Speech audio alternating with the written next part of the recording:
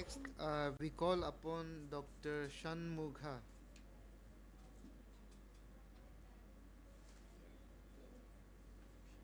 Modified Nishida's procedure.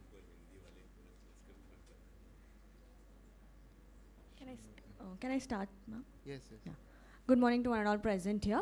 Here my paper being on surgical demonstration of modified Nishida's procedure. Coming to the purpose, here the purpose is to surgically demonstrate modified Nishida's procedure for 6th cranial nerve palsy, monocular elevation defect, and 3rd cranial nerve palsy.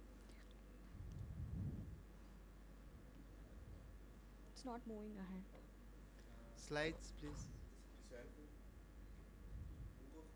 Slides, please. Slides are not moving. Please help. Yeah. Yeah. Coming to the materials and methods, study design. In this study, we are presenting case series of 6th cranial nerve palsy, 3rd cranial nerve palsy, and monocular elevation defect who underwent modified Nishida's procedure. The study area was done at the Minto Ophthalmic Hospital, Regional Institute of Ophthalmology at Bangalore. Coming to the methodologies, we selected 3 patients after preoperative squint evaluation, having first patient having both eye more than 45-degree esotropia due to 6th cranial nerve palsy post-trauma. Second patient, right eye 15-degree hypertropia with mild exotropia since birth.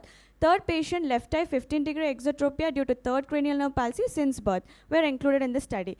Inclusion criteria, basically the patient who had informed consent for this procedure, and exclusion criteria being no previous history of squint surgery.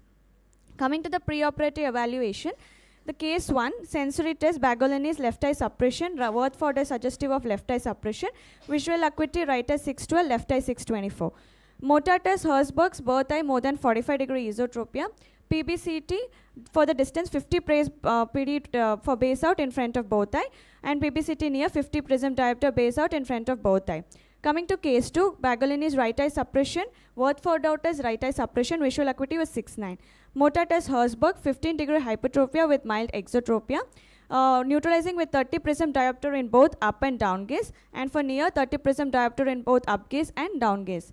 Coming to case 3rd, that is according to Bagolini's, there was left eye suppression and Rutherford left eye suppression. Visual acuity was 612. Motor test, Herzberg 15-degree exotropia.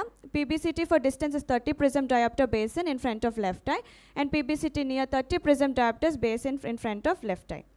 So as you all know, it's a little tough to understand the squint surgery. So we have wanted to do an innovative by doing a surgical model demonstration for Nishida's procedure.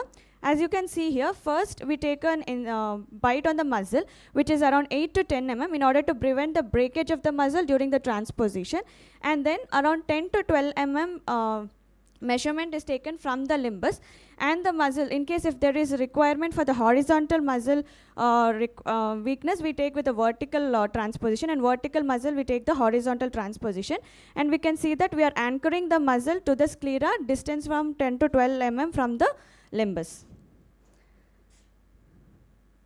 This is a small surgical demonstration with of the patients where horizontal muzzle resection, transposition is done. And here we are going ahead with the vertical. So when there is a vertical muzzle, we go ahead with the horizontal muzzle transposition. When there is horizontal muzzle weakness, we go ahead with the vertical.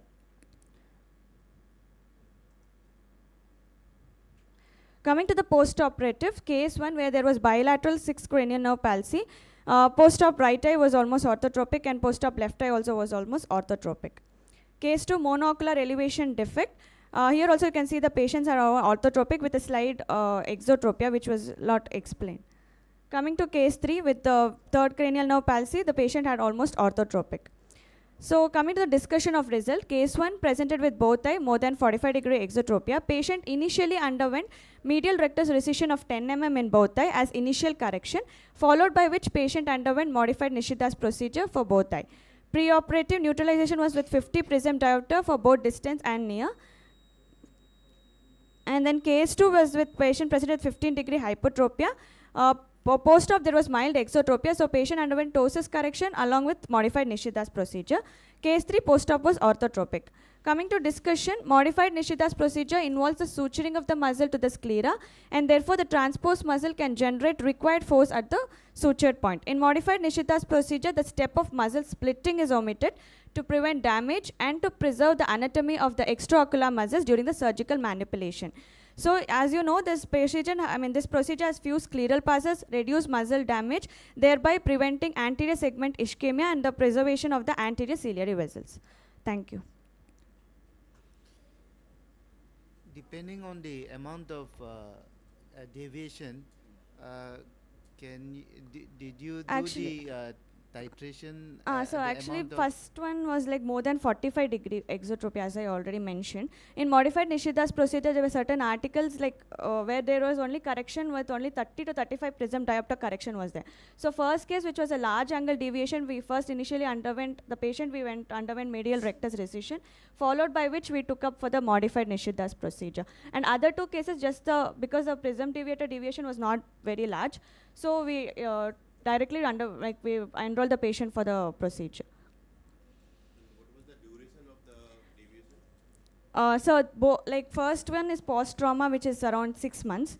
The second child where there is monocular elevation defect since birth, and third also it was since birth, sir. That is third Okay. cranial nerve palsy. And what does if a duration of large duration, then what precaution will you take? What test pre-operative would you do before starting your surgery? I didn't understand. Before starting surgeries, usually we do some test. So basically we wanted to see how much neutralization was with prism was there to. No, on the table. Long-standing step. On the table. Simple test. Usually we don't talk about that test. पकड़ के कुछ करते हैं देखते Force हैं? reduction, force reduction test, FDT. And okay, so that is quite helpful To before starting. okay, sir. And when you do the conjunctival recession, when you plan conjunctival recession in addition to all these tests, Conjunctival recession. have you heard of this?